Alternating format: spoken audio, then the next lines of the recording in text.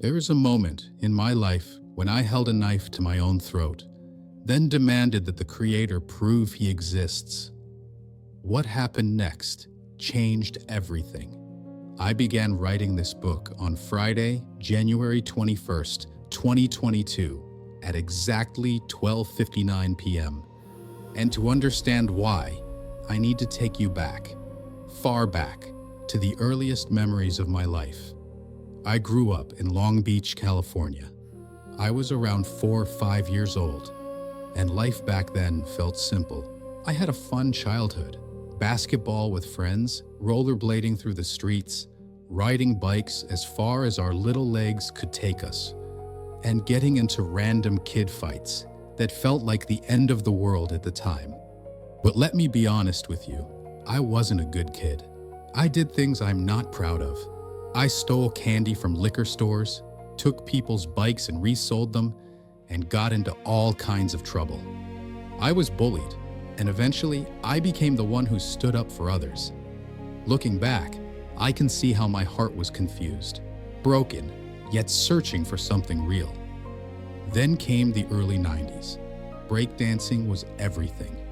Life revolved around perfecting a move, showing off, and feeling like someone for a moment.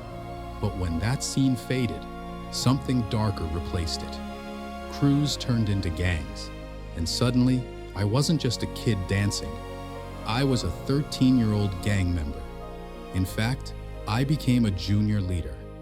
Long Beach turned into a battlefield. Rival gangs, tension everywhere. I remember being terrified, constantly watching cars drive with their headlights off, ready for a drive-by. At 13, I was handed my first gun.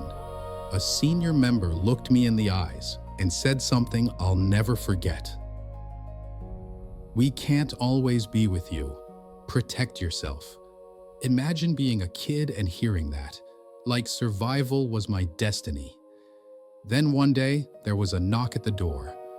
My mom answered. The police were looking for me.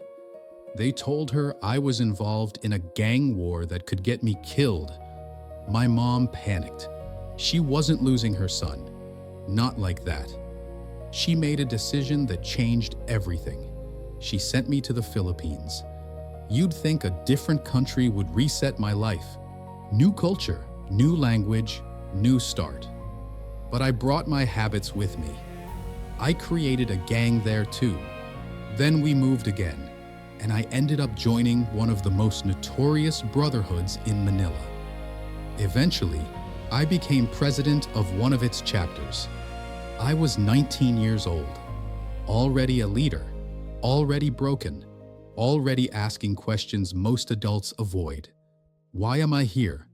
What is the point of my life? Do I have a calling, or am I just surviving? Then everything collapsed. My family was struggling. My parents had separated, and we barely had money. There were days when bread was lunch and dinner. Weeks without electricity became normal. I didn't go to school so my sisters could. Hunger, darkness, and silence were my daily companions. One night, in a completely dark room, no electricity, no hope, no direction, I decided I'd had enough. I held a knife against my neck. I didn't pray with my mouth. I screamed in my mind. If there is a creator, God, or superior being, stop me. If you're real, do something now, because I'm ending my life. And then it happened. A surge of energy, like electricity, shot through my body. I froze. The knife slipped from my hand. I wasn't alone. I broke down crying. I knew, without question, that the Creator was real. But the part that still shakes me? 15 to 20 minutes later, someone knocked on my door. It was my best friend, someone I hadn't seen in 3 months, the same guy who would risk his life for me. He looked at me and said, "I came to invite you to church. I just finished Bible school." He had no idea I almost died. No idea what I asked the Creator. No idea that I demanded proof. That was my confirmation. From that moment forward, I knew I had a purpose, even though I didn't know what it was yet. And over the years, the Creator protected me again and again. There were at least half a dozen moments where I should have died, but didn't. Coincidence? No. Purpose? Absolutely. As time passed, I began receiving ideas, revelations, and insights about life. Things I couldn't explain and others couldn't understand. It was as if my mind didn't belong to this world.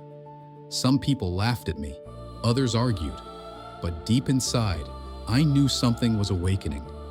Then, when I was 28, everything became clear. A word, simple but powerful, was whispered into my soul. Love. Not romantic love, not Hollywood love, not conditional love. True love. The kind that created us. The kind that sustains existence. The only thing that ever made sense.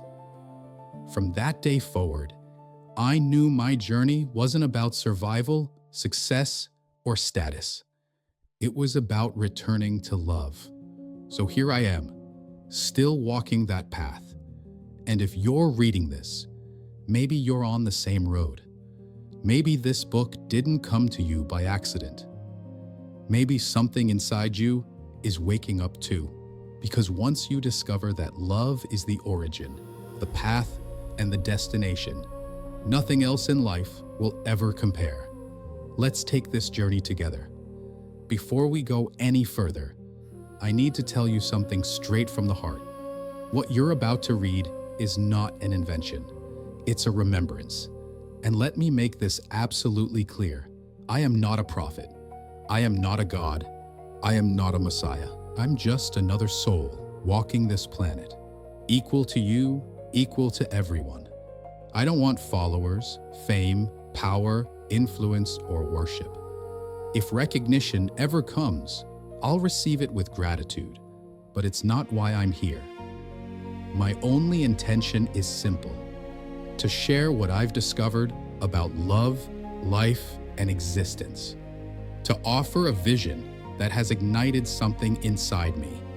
To plant a seed, one that might grow inside you too. If even one person remembers who they truly are because of these words, then this book has done its job. This is not my creation. This is my contribution. Welcome.